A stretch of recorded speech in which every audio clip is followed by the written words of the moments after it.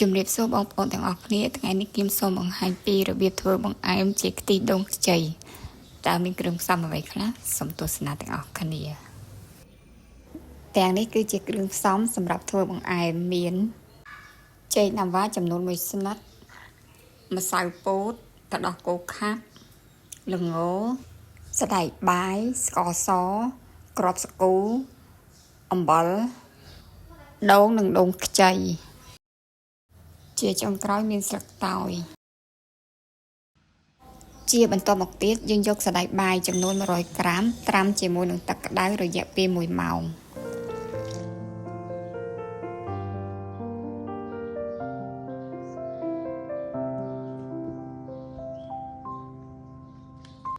ការជ្រើសរើសដូងមកធ្វើបង្អែមគឺយើងយកដូងណាដែលកុំឲ្យខ្ចីពេកហើយក៏កុំឲ្យចាស់ពេកដែរ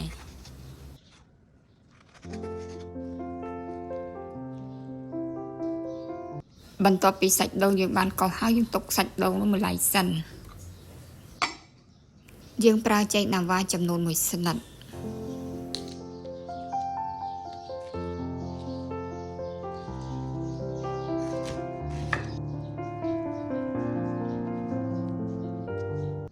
បន្ទាប់ពីចេកយើងបានបករួចរាល់អស់ហើយយើងមកធ្វើការពុះចេក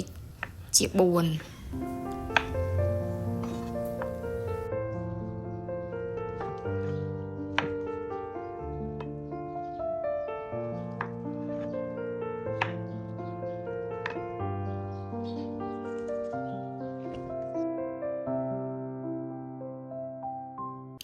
យើងប្រើអំបិលចំនួន1ស្លាបព្រាបាយត្រាំជាមួយនឹងចេករយៈពេល10ទៅ15នាទី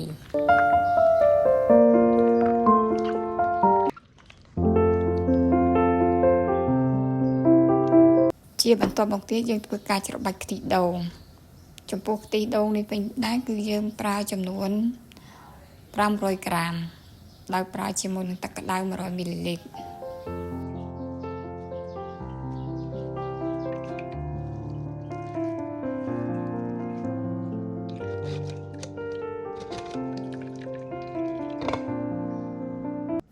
នេះគឺជាខ្ទិះដូងទី1យើងទុកមួយឡែកសិនបន្ទាប់មកទៀតយើងធ្វើការច្របាច់លើកទី2ដោយប្រើទឹកចំនួន1000មីលីលីត្រនេះគឺជាសណ្តែកដែលយើងបានត្រាំរយៈពេល1ម៉ោង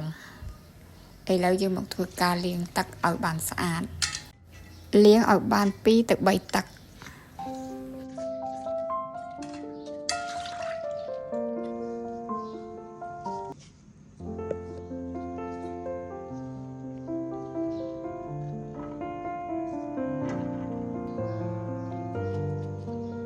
នៅពេលដែលបងប្អូនយកសណ្តែកទៅចំហុយគឺយើងត្រូវដាំទឹកឲ្យពុះសិន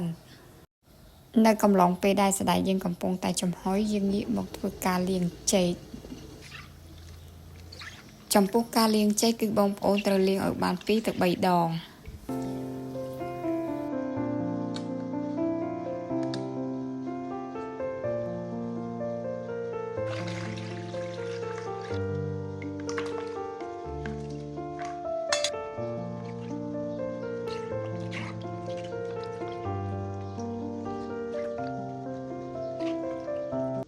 យើងទុកចេកនោះមួយឡែកសិនបន្ទាប់មកទៀតយើងទៅមើលសណ្តែកដែលយើងបានដាក់ចំហុយ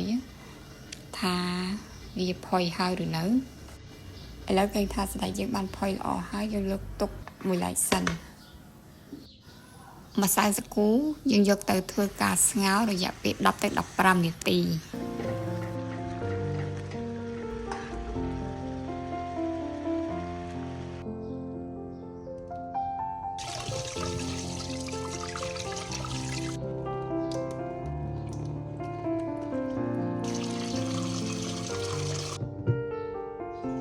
យើងទុកម្សៅសាគូនោះមួយឡែកសិនបន្ទាប់មកទៀតយើងប្រើខ្ទិះដូងដែលយើងបានច្របាច់ហើយនោះខ្ទិះដូងទី2ដាក់ជាមួយនឹងសណ្តែកពាក់កណ្ដាលយើងធ្វើការកិនវាឲ្យបែកបន្តិច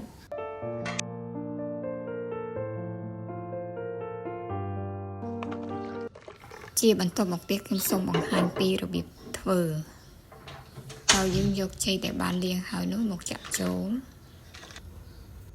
សណ្តែកបាយដូងខ្ចី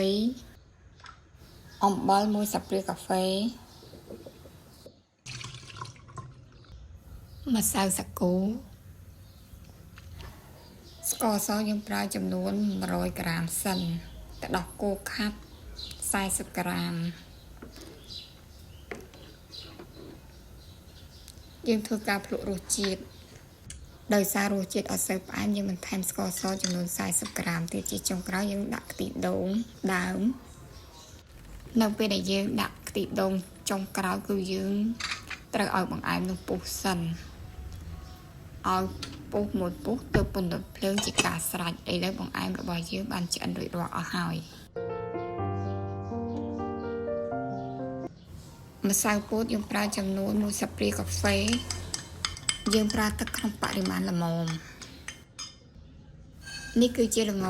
យើងប្រើចំនួន2ស្លាបព្រាបាយលីងឲ្យឈ្ងុយឥឡូវឃើញថាល្ងយើងបាន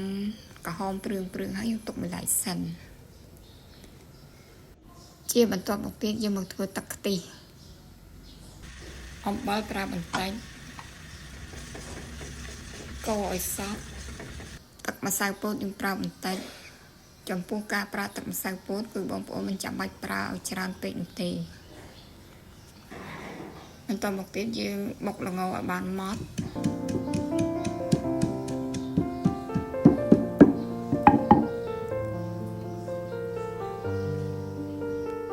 បន្ទាប់ពីបង្អែមយើងបានឆ្អិននិងរៀបចំរួចរាល់អស់ហើយយើងមករៀបចំទូដាក់ចានដើម្បីញ៉ាំទាំងអស់គ្នា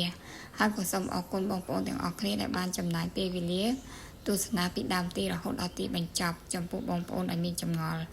តាក់ទងនឹងការធ្វើសូមខមមិននៅខាងក្រោមវីដេអូយើងខ្ញុំនឹងទទួលស្វាគមន៍នៅរាល់ខមមិនរបស់បងប្អូនចំពោះបងប្អូនថ្មីដែលមិនទាន់បាន like subscribe សូមជួយ like subscribe ដើម្បីទទួលបានវីដេអូថ្មីបន្តទៀតសូមអរគុណហើយក៏សូមអធិស្ឋាននៅរាល់ចំណុចដែលខ្វះខាត